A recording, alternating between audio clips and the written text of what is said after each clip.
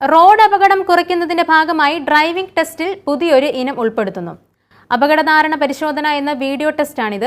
3 മാസത്തിനകം പ്രാബല്യത്തിലാവും.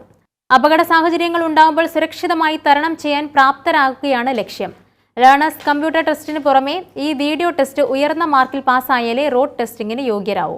മുന്നിൽ പട്ടി ചാടുകയോ വഴിയാത്രക്കാരനോ മറ്റൊരു വാഹനമോ അപകടത്തിൽപ്പെടുകയോ ചെയ്താൽ പതറാതെ വാഹനം നിയന്ത്രിക്കാനും അപകടം ഒഴിവാക്കാനും പരിശീലനം ആവശ്യമാണെന്നാണ് MBDയുടെ റോഡ് സുരക്ഷാ അതോറിറ്റി ശുപാർശ ചെയ്തിരുന്നത്.